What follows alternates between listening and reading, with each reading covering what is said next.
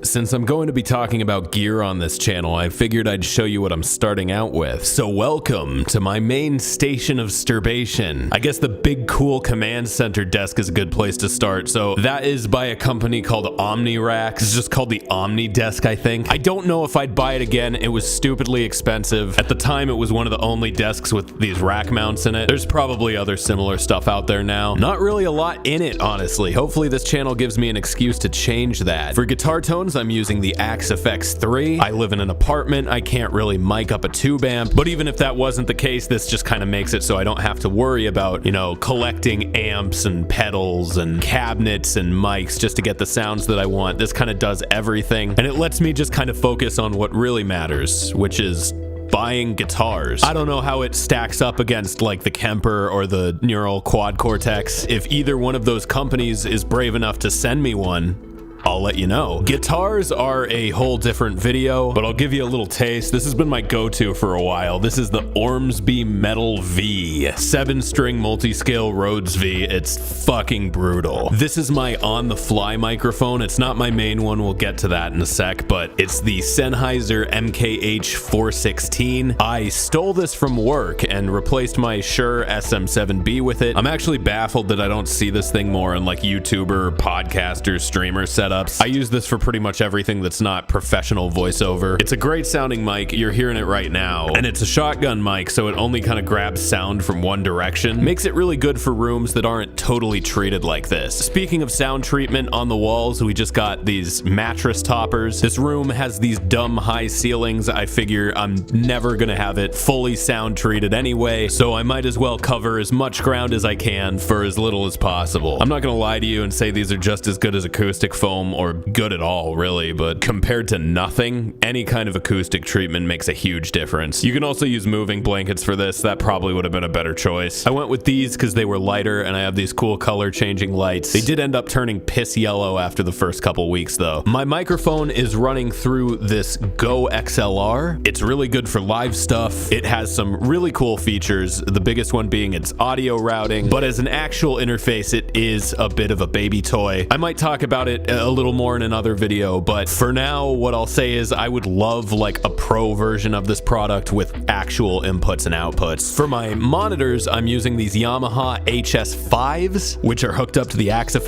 They're fine. I like them a lot. I'm super familiar with how they sound, so they're not the most top of the line monitors, but I don't really have any urge to upgrade them. They're sitting on these Auralex foam things. I would consider something like this essential. Without them, they rumble the desk around and you do get like a ton of weird frequencies. For professional voiceover and stuff that I just want to go super ham on, this is the boy hole. Alexa, turn on my boy hole. That still has not and may never get old. This is where all my acoustic foam went. It's just a little closet under the stairs that has just enough room for a person and a microphone in it. And yes, I am substantially taller than the hole I have to enter it through, so enjoy that mental image. Small enclosed spaces like this are not actually ideal for audio recording, but they are easier to just go way overkill on with the acoustic treatment. So unless you can cover the whole thing like this, do not do your vocals in a closet. You'll be better off in a partially treated room. The mic I got in here is a Neumann TLM 103. This thing kind of speaks for itself. It is a great microphone. Neumann tries to get you on a $300 shock mount, so I said screw that. This one is the Rycote shock mount. It works fine. It has this pop filter on it that actually fucking rips. A lot of the cheaper pop filters kind of don't make that much of a difference. This one, you can straight up hear the plosives die against it. Poop.